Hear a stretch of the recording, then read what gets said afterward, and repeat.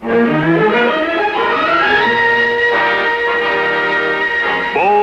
Journey, your television passport to the exciting, colorful world of adventure. And here to present the actual films of tonight's Bold Journey is John Stevenson. Deep in the jungles of French Guiana, Mr. Herman Jessen, the Amazon trader, makes his way up the Moroni River, aided by friendly natives. His object? To trade small manufactured goods with the primitive Indians along its banks for their spears, baskets, and primitive artifacts. His expedition must cut its way through the dense jungle overgrowth and often has to eat only what nature provides. Well, this story would seem highly romantic in fiction, but we consider it more remarkable because it's true. In a moment, we'll meet Mr. Jessen, whose occupation is trading with the uncivilized Indians of the Amazon. Then we'll journey with him on film. And now, here's the man you saw in the film earlier, Mr. Herman Jessen. We're proud to have you with us, Mr. Jessen. Thank you, John. I'd like to ask, first of all, sir, how remote are these Indians from civilization? These Indians live about 250 miles up the Moroni River. It's very hard to get up there because the rains endanger any trip, and the river is either too low or too high. It's just in July that one can penetrate into those villages. Oh, is this your first trip into this area? No, into this area it's my second trip, but I've made 25 trips into South America so far, and I expect to leave very shortly on another one. Well, where are you from originally? I was born in Europe, but now I am engaged in the import-export business, and I spend about half of my time down in the Amazon jungles and the other half of my time here in Los Angeles. Sounds like a very wonderful arrangement. Now, what do you use for currency when you go in to deal with these Indians? Well, I try to figure out things that these Indians can use, but of most importance are blue and red beets. Well, what happens to the goods that you bring back? Here I have collectors and decorators and certain type of tropical shops who are interested in this type of merchandise.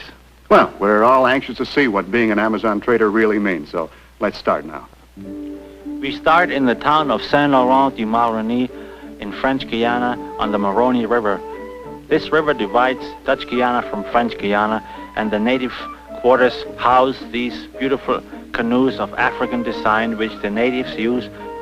Two of the men who made this trip with me, my companions, on a long journey trading with the natives of this region. The things that I use for trading with these people are mirrors, fish hooks, beads, flashlights, also tobacco and salt and sugar that the natives can use. I'm trading a knife for a comb and a basket for beads. Our boat was 50 foot long and 4 feet wide, and there were 4 of us going on this long trip up the Moroni River. This is the Los Angeles Adventurers Club flag, which flew overhead all the time. You took only one boat, Mr. Jessen. Just one canoe. That's right, John. We are leaving the town and passing by the native quarters, and we are on our way to Mucumac Mountains and trading with the natives of the region. This woman wanted to go along with us, but we decided not to. We didn't need a cook on this trip. How long a river trip will this be, Mr. Jessen? It's about 2 months' trip, John. And how long will it be in terms of miles? It's about 500 miles each way. We are getting our guns ready as we are living off the land. You'll see that later.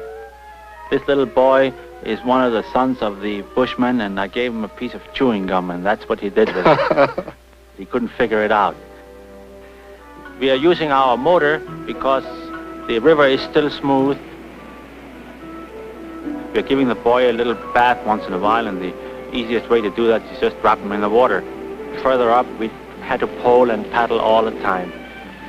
Tutu, my head man, is an old, seasoned riverman who knows his way around these waters. We lost a paddle, and one of the boys jumped in because we couldn't afford to lose it.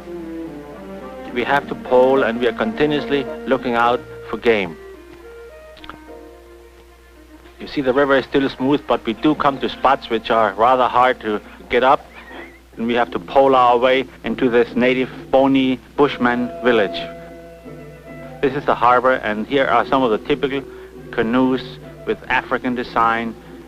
Tutu presenting me to the chief, Grand Tifu, who is a very gentle chief, governing these bush people totally.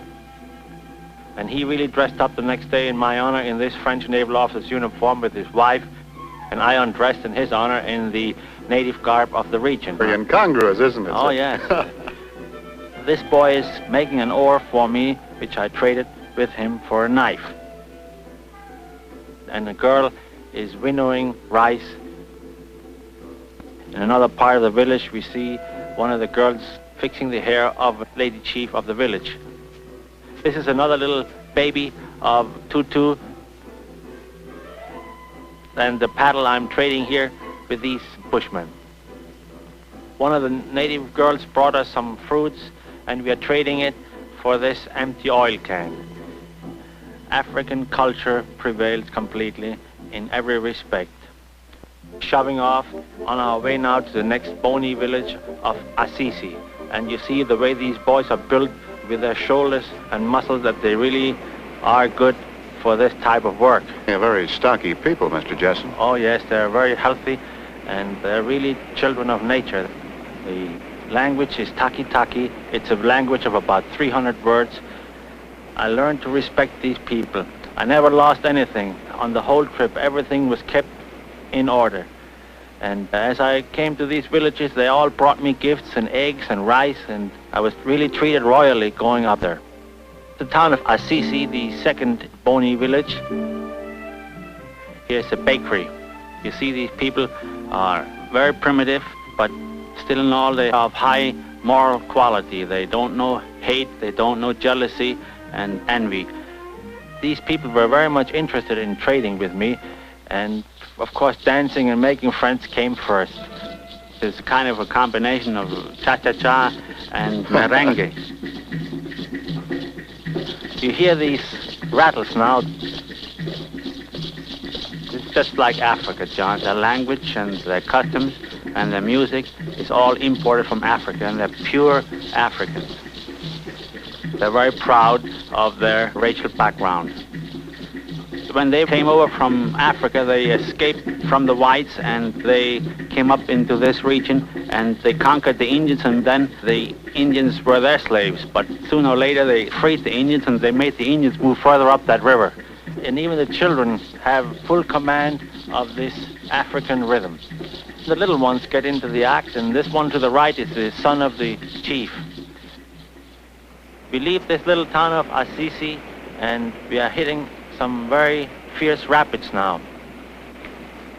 And we couldn't make it up this side, so we are trying to get over to the other side of the river and try the other side. Is this your dog we see, Mr. Jessen? That's Jimbala. He belongs to one of the native canoemen. The canoemen brought him along to help us hunt. Nice little dog, and he was lots of company. The last outpost of civilization, the town of Maripasula, and there are 2 or 3 white men there, a doctor and a gendarme and a mechanic. One can fly in there. That's me by the tree. This was the last time I saw any white men for many, many weeks. The 3 children of the doctor, Dr. B.R., and that's the adopted child. One of the bushmen gave it to the doctor in gratitude for some of the services he rendered to him. Now we are really getting into the rapids up there, and many times I fell down when I was taking these pictures, and I had to get out, and we had to push and pull, and we all had to help each other. You see, the waters are getting pretty rough up there, and it was quite a strain working from daybreak until sunset at night. Here I fell down, and I almost lost my camera. Continuously, we were struggling against nature, man against nature. Of course, it was so beautiful and it fascinated me so much, that didn't bother me at all. It was a big thrill for me to get in there. We are getting ready for the Indian villages, which are further up. And here are the first Indians which we met. The Oyana Indians are the Indians who live further up the river, and they have long hair, men and women alike, and we are trying to see whether we can get permission to get up further into that country and have them guide us. I love to do as they do, and I think the best way to go into these native places is to dress just the way they do, and they feel very much at home when you approach them in that respect. The Indian children swim. The Oyana Indians are very fine people. This chief and his wife were the first ones that I had the pleasure of meeting. About 300 or 400 of them left. There are the descendants of the Carib Indians, and the thing they like most are blue and red beads. You can just about trade anything for beads. The more beads a native has, the more distinction he has. And this little boy holds a toucan, and the children, like in any part of the world, love pets. And this little exotic Indian girl has her own pet, a little baby owl, and she had all these beautiful feathers adorn her head. We are now starting to trade with the natives. First making friends and then trading. The chief's wife is doing some trading with Tutu, my head man, but they don't seem to have any satisfaction from the deal because Tutu doesn't seem to be happy about the deal, neither does the chief's wife. And we gave her some food, and that calmed her down. Lipo is the Indian boy who guided us all the way across these mountains and up the river, across the Tumucumac Mountains and back to the Indian villages. He was a fine boy, about 16 years old, and very nice and very trustworthy. We needed this Indian boy to go along with us to help, inasmuch as he was the only one that had ever been up that stream. The native way of drinking. We didn't use our outboard motor anymore, and everything was manual. It took a lot of energy to do this all day long, from sunrise to sunset, and you can just imagine wearing pants under these conditions. You would be soaking wet all day long, so the best thing is just to dress in a minimum attire possible. Boating up this river is really physical work, isn't it? Oh yes, these boys really worked hard. Chimbala is the only one who doesn't work. I paid these bushmen in French money, and the Indian boy I paid in beads at the end of the trip. It's only 1 month out of the year that one can go up that river because it's either too high or too low, and it's just in July of each year that the river is at the right height where it can be penetrated way up to its source.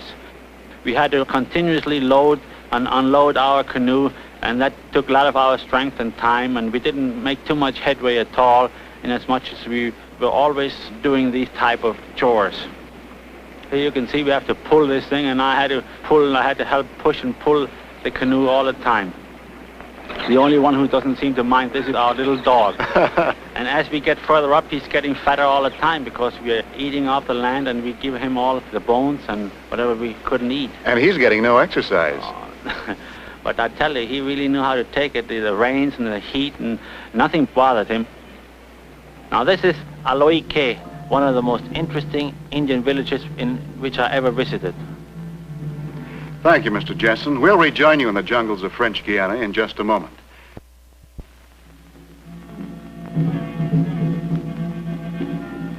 John, the town of Aloike is the largest and the most colorful of the Indian villages up this river, and you see the French flag flying. The chief's house is airy and comfortable, and the women chop the wood to make a brew. It's a type of masato drink. It's a combination of river water and corn. They dilute the masticated corn and bring it to a boiling point, and this is used as their drink during the dancing celebration which goes on at this time yearly. Before trading with the Indians, I made friends with them and drank with them. What does it taste like, Mr. Jessen? Oh, it's kind of bitter taste, but I'm used to it. It's the same type of masato that is brewed all through the Amazon jungles. The dancing goes on for many days, and the witch doctors are dressed up in these long streamers. Of course, they dress in their most beautiful feathers, and they prize these very highly. The Indians wouldn't part with them as they were passed down to them by their ancestors. Does this dance have any religious significance? It does to them, yes. Here's the junior witch doctor, and he's learning from the senior witch doctors. While they dance, the women bring masato for the men to drink. Drinking is just a part of the ceremony. The native bread loaves are flat and large. We are examining them with some of the native children and another Indian chief, Yanamale. The young girls go up and down the stream continuously to bring fresh water to the kitchen. I'm trading with another Indian for a carrying tray. I'm giving him a bunch of beads here, and he seemed very happy with this bargain. We leave Aloike, and you see the dog is keeping good watch for us. We are seeing a rubber tree which is plentiful in this area. This is a natural rubber tree which prevails in all throughout the Amazon jungles. We make head camps usually in a serene part of the river, and we are getting very close now to the Tumucumac Mountains, which divide French Guiana from Brazil. Tumucumac Mountains are a part of the Brazilian highlands, and it has a lot of significance to these Indians, this mountain range. It seems like they believe that their gods live in these mountains. It is very difficult for anybody to be allowed to cross these mountains. You see how hard it is to get through these jungles. Many, many logs covered our way, and sometimes we had to chop the logs apart, or we had to make our way through under these logs. It's so dark and dense, and many times when we hit a log, all types of animals, from bats and wasps, flew out of it and attacked. Many times also we saw snakes, and at one instance several underwater seals, a type of an Amazon seal, attacked our boat because there never been such a big boat through there, and it frightened the animals. This is an incredible journey, Mr. Jessen. Yes, you see, we have to hack our way through. Everything is done by hand. We had no saw along. We had to use an axe all the time. We changed off, and in this heat it was just terrible. When it wasn't raining, the heat was beating down on us. It's infested with piranhas, and the bushman advised me not to swim in this water. You see, the Indian boy is a good woodman. Don't worry, John, he wouldn't hit his foot.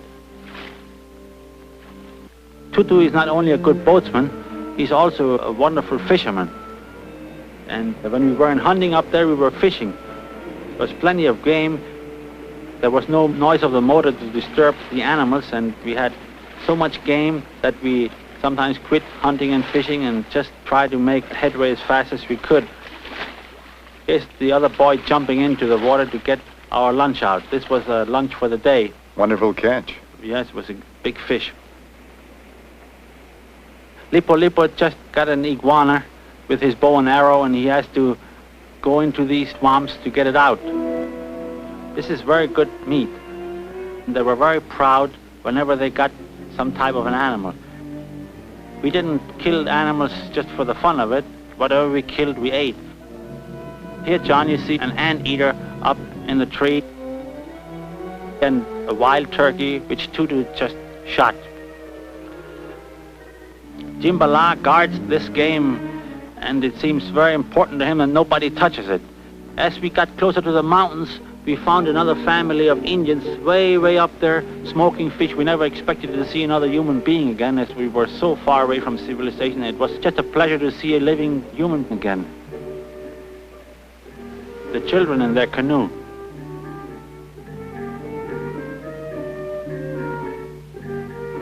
She is using natural cotton for making thread, and her little baby child had never seen a white man before, and even the children used beads. Turtles were just in abundance there, and they provided the main food, also turtle eggs. I traded some fish hooks with this Indian, who was very pleased with my visit, and he gave us some of his fish. Our little dog got his share, and he's getting fatter all the time. We left, and we are approaching our base camp now in this creek, and we are going to leave our canoe there in order to cross this mountain range into the Amazon jungles. We leave the gas here for our return trip. You know, John, I usually do my trading on the other side of these mountains in the Amazon jungles, but I never made this trip up into this region, and I wanted to see what I could find there as far as handcrafts are concerned.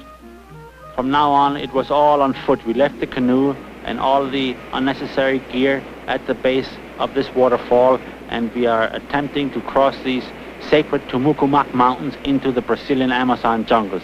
These falls have no name, and very few people except Indians have ever been up there. It was just as thrilling an experience for the Bushmen as it was for me.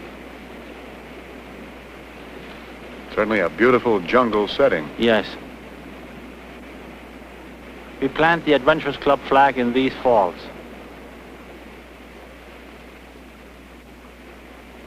We move on again toward the mountains. It isn't only the heat that kept us from making progress, it's the continuous rain, and from now on we have to walk and beat our way through this jungle with a machete, and I was unable to take any pictures because it was raining all the time until we came to the Brazilian side, and we are pointing towards the Amazon. And we are here at the headwaters of the Amazon in the Jari River in Brazil, and I'm showing the flag of the Adventurers Club. We crossed back into French Guiana. The going downriver was even harder, and we traded on the way down, and all these natives were so glad to see us again. I cut my film short now. We're getting closer to the town of Saint Laurent again. We didn't have the use of the motor anymore. It went bad on us, so we have to pole in the still water here. We're back in the town of Saint Laurent. We are unloading all the artifacts which I traded with these natives, and to bring these back to the States now. We are all safe and sound. Nobody was killed or hurt, and it was a very successful trading expedition. The boys are helping me carry all the items and my equipment back to the starting point. Well, Mr. Jessen, your films represent a wonderful experience, but I know if I were you, I'd be doubly glad to be back to civilization. You must have had some pretty close brushes with real danger in your expeditions. Yes, I did. For instance, in this expedition, I fell ill with malaria. Fortunately, it did not strike me until I came back to the States. And when I came back, I had to spend 3 weeks at the Veterans Hospital here, but I finally recovered, and that was lucky. Well, I imagine in your business, malaria can be an occupational hazard. And this probably explains why you've lost so much more weight than when we saw you on your films. Yes, John, I've lost about 30 pounds, and you can see by my clothing where it came from. I see. But you're well and healthy again. Oh, yes, I like it better that way. Were there any other dangers you faced in the jungle? Yes, John. There was one time when I was bitten by a piranha fish when I was down in southern Colombia on an expedition. I made a trip up the Putumayo River, which divides Ecuador from Colombia. And in the town of Puerto Asís, I was laying in the river, close to shore, watching the native girls bring water back and forth from their huts. And I was very relaxed there, and all of a sudden, something hit me right in my left leg. And here, it felt like a sharp knife stabbing me. And I grabbed my leg, and here was a big fish sucking right into my flesh and eating away. And all of a sudden, I saw other fish very close by. And I jumped out of the water, and I tried to shake this fish off, but it was so slimy that my hand just had no results at all. I couldn't shake it off. But finally, after about 20 seconds, I was able to just get rid of it, and then my leg bled severely for another half hour. It was right on this leg here. Mm-hmm. And in spite of these experiences, you still go back. That's right. Well, I know that our audience will permit me to qualify you as an expert after your 25 expeditions into this jungle. So may I ask, what do you consider the principal menace in the jungle country? Well, in the very dense jungle, I think the greatest menace is to get lost in the jungles because there is no help from any place. You know, when you are down there in these jungles, in many days it rains and you don't even see the sun, and then when the sun shines, you're usually covered up with a canopy of green, and it is very hard to know where you are. And in some places, even a magnet doesn't work because they have other smaller magnetic fields down there which deviate the compass. So the only thing to do is to get closer to a river and then just hope eventually to find somebody who could help you. But it's very, very dangerous. Now, may I ask the obvious question? Have you ever been lost? No, I never have yet. Well, I guess the secret is taking along a good guide. That's right. We want to thank you very much, Mr. Jessen, for allowing us to see these wonderful adventures. We know you're off on another expedition, and we hope we see you on your return. Thank you. Good luck and Godspeed. We hope you enjoyed tonight's journey into the South American jungles with Mr. Herman Jessen, and that you'll be with us again next week for another adventure. And now a reminder that if you have any films of a journey or an adventure anywhere in the world, we'd like to hear about it. Just drop me a note, John Stevenson, care of this station, with full details. Thank you, and good night.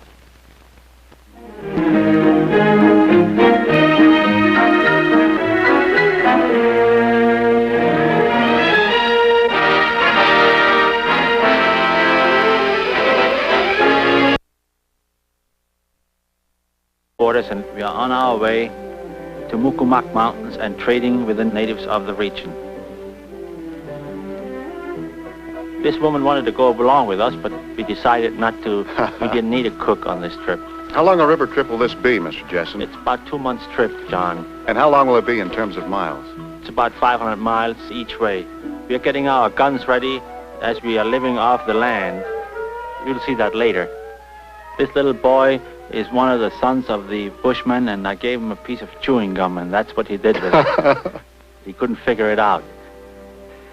We are using our motor because the river is still smooth. We're giving the boy a little bath once in a while, and the easiest way to do that is just drop him in the water. Further African design, which the natives use. 2 of the men who made this trip with me, my companions, on a long journey trading with the natives of this region. The things that I use for trading with these people are mirrors, fish hooks, beads, flashlights, also tobacco and salt and sugar that the natives can use. I'm trading a knife for a comb and a basket for beads. Our boat was 50 foot long and 4 feet wide, and there were 4 of us going on this long trip up the Moroni River. This is the Los Angeles Adventurers Club flag, which flew overhead all the time. You took only one boat, Mr. Jessen. Just one canoe. That's right, John. We are leaving the town and passing by the native... Because it's true. In a moment, we'll meet Mr. Jessen, whose occupation is trading with the uncivilized Indians of the Amazon. Then we'll journey with him on film. And now, here's the man you saw in the film earlier, Mr. Herman Jessen. We're proud to have you with us, Mr. Jessen. Thank you, John. I'd like to ask, first of all, sir, how remote are these Indians from civilization?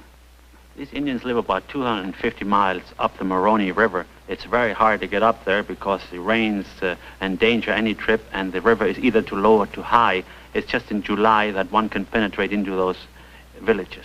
Oh, is this your first trip into this area? No, into this area it's my second trip, but I've made 25 trips into South America so far, and I expect to leave very shortly on another one. Well, where are you from originally? I was born in Europe, but now I am engaged in the import-export business, and I spend about half of my time down in the Amazon jungles and the other half of my time here in Los Angeles. Sounds like a very wonderful arrangement. Now, what do you use for currency when you go in to deal with these Indians? Well, I try to figure out things that these Indians can use, but of most importance are blue and red beads. Well, what happens to the goods that you bring back? Here I have collectors and decorators and certain type of tropical shops who are interested in this type of merchandise. Well, we're all anxious to see what being an Amazon trader really means, so let's start now. We start in the town of Saint Laurent du Maroni in French Guiana on the Moroni River. This river divides Dutch Guiana from French Guiana, and the native quarters house these beautiful canoes of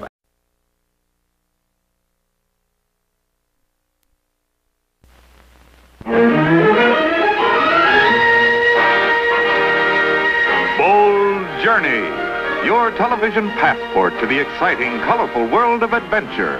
And here to present the actual films of tonight's Bold Journey is John Stevenson. Deep in the jungles of French Guiana, Mr. Herman Jessen, the Amazon trader, makes his way up the Moroni River, aided by friendly natives.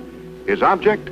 To trade small manufactured goods with the primitive Indians along its banks for their spears, baskets, and primitive artifacts. His expedition must cut its way through the dense jungle overgrowth and often has to eat only what nature provides. Well, this story would seem highly romantic in fiction, but we consider it more remarkable